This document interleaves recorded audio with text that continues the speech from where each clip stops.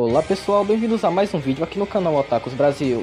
Eu sou o Sora e hoje nós vamos falar a respeito de algo que não é muito comentado na comunidade de animes e desenhos em geral, os chamados fillers. Caso você não conheça esse termo, fillers são basicamente episódios que são feitos geralmente em animes de audiência, justamente para dar tempo ao material original progredir. Muitos animes são adaptações de mangás, e geralmente quando um anime acompanha a obra de perto, fillers são necessários justamente para dar espaço ao mangaka para poder produzir mais material original, para que os estúdios possam conseguir adaptar em seus animes da melhor maneira. Lembrando que esse vídeo poderá conter alguns spoilerzinhos, então estejam avisados. A saga de Asgard foi feita justamente para o anime Cavaleiros do Zodíaco, após a saga do Santuário e antes da saga de Poseidon, justamente para dar tempo para o mangá se desenvolver, para que pudesse adaptar melhor o material original sem ter que ficar enrolando muito, algo que era bastante frequente na saga do Santuário. Essa saga foi baseada no segundo filme de CDZ, o chamado A Grande Batalha dos Deuses. いつも応援してくれてありがとう。春休みもまたみんなと劇場で会えるぞ。氷河が助けた男が残した謎の言葉、神々の熱き戦いが始まる。そして俺たちセイントと北欧のサンクチュアリの教主ドルバルやアインヘリアル御勇士との壮絶な戦い、セイントセイヤ神々の熱き戦い。 Sendo que muitos consideram essa saga filler até mesmo melhor que a própria saga canônica que vem depois, que no caso é a saga de Poseidon. E hoje eu gostaria de conversar um pouco sobre por que muitos preferem esta saga e se ela de fato é boa comparada à saga de Poseidon. Então, vamos lá!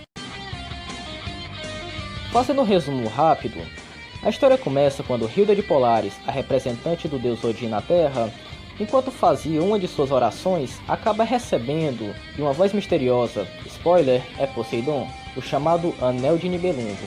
Nisso, ela passa a ser controlada pelo maligno deus dos mares, e com isso, passa a declarar guerra contra Atena e seus santos guerreiros. Nisso, ela acaba mandando o Shido de Mizar, a estrela Zeta, um dos chamados guerreiros deuses de Asgard, para atacar a Atena. Nisso, Shido de Mizar acaba derrotando Aldebaran de Touro.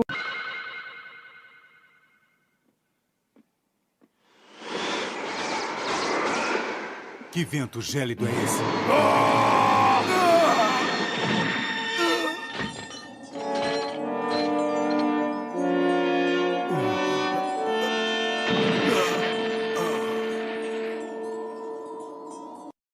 Após esses eventos, Atena parte, juntamente com seus cavaleiros de bronze, até o reino de Asgard. Lá, elas conhecem Freya. E Freya acaba falando que basicamente o que impedia as geleiras todas de Asgard de derreter eram as orações de Hilda. Sim, Hilda era o que impediu o aquecimento global de acontecer. Nisso, Atena se propõe a ficar no lugar de Hilda para impedir o aquecimento global de acontecer. Infelizmente, Atena não pode aguentar por muito tempo, ela só pode aguentar por o terrível limite de 12 horas. Pois é. Nisso, os Cavaleiros de Bronze, eles partem para encontrar Hilda no Palácio de Valhalla. E eles têm que derrotar os guerreiros deuses no caminho e pegar as safiras de Odin que eles possuem, que são pedras mágicas, que sem elas eles não vão conseguir tirar o Anel de Nibelungo do dedo de Hilda. E a história prossegue a partir... Bom, agora vamos falar dessa saga. De fato, a proposta da história é muito interessante. Realmente nos primeiros episódios, elas acabam te instigando e você acaba interessado a querer saber mais. Porém, com o passar dos episódios, ela vai decaindo bastante. O motivo dessa saga ser bastante aclamada é justamente por causa dos guerreiros deuses de Asgard. Todos eles têm uma historinha, por assim dizer, que falam seus passados e motivações. E de fato, algumas são realmente boas, como no caso de Alberich de Megres, a Estrela Delta, onde de fato ele é uma pessoa maligna que só quer utilizar Hilda para os seus próprios propósitos malignos. Ou até mesmo a história do próprio Shido de Mizar, aquele que atacou Aldebaran e aparece no começo da história, onde ele tem um drama bastante interessante com o irmão dele que mistura um pouco de mitologia. Mas as outras histórias são bastante insuportáveis e bem chatinhas, e simplesmente não funcionam. A principal delas é do mime de Benesh Nash, a Estrela Eta, onde basicamente É um drama super forçado que ele tem com o pai dele, que detestava que ele tocasse música, só que na verdade o pai dele amava ele, é uma bagunça doida lá.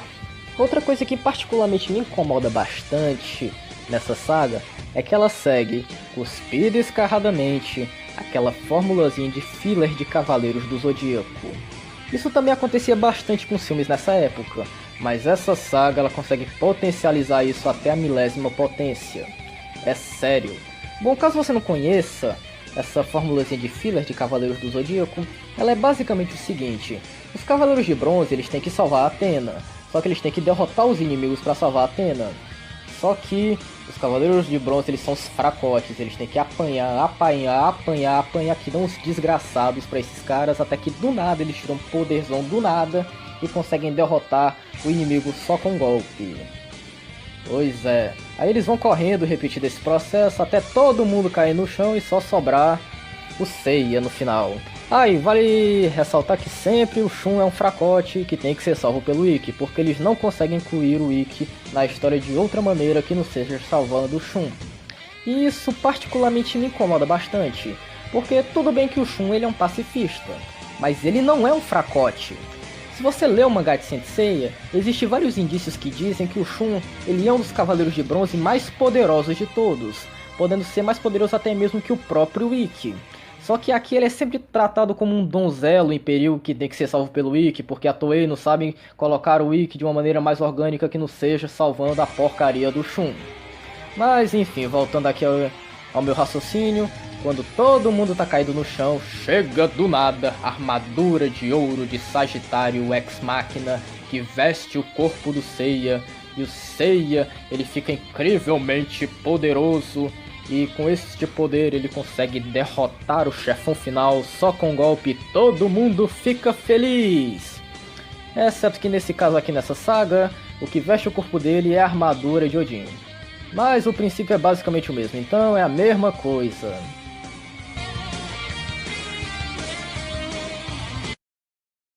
Mas isso não seria de fato um problema.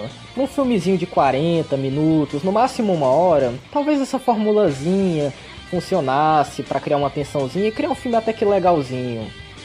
Mas usar essa formulazinha em uma saga de mais de 20 episódios é simplesmente insuportável.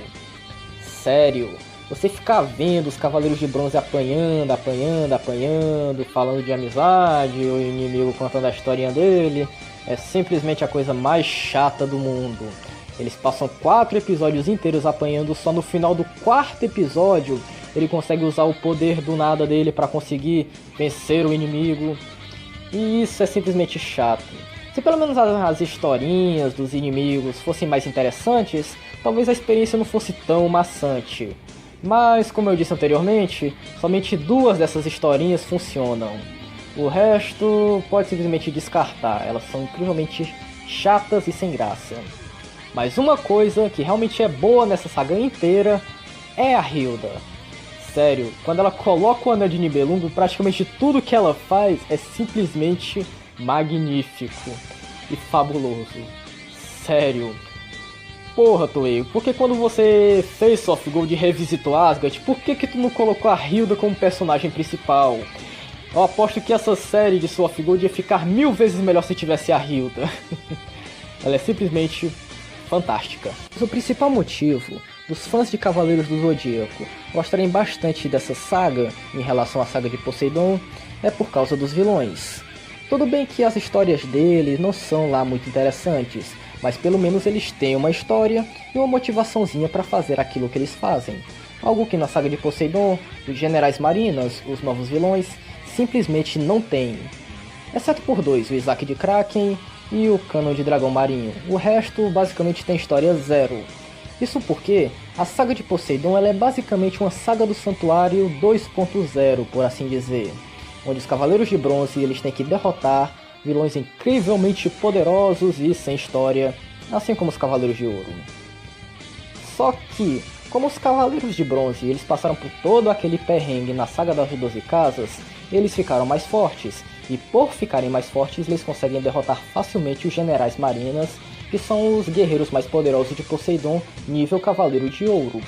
Isso acaba gerando uma pequena inconsistência no anime, porque se você pegar no mangá, os Cavaleiros de Bronze eles derrotam os Cavaleiros de Ouro e vão direto para a Saga de Poseidon, onde na Saga de Poseidon eles conseguem derrotar os Guerreiros de Poseidon mais facilmente, justamente por estarem mais fortes e por causa das batalhas anteriores.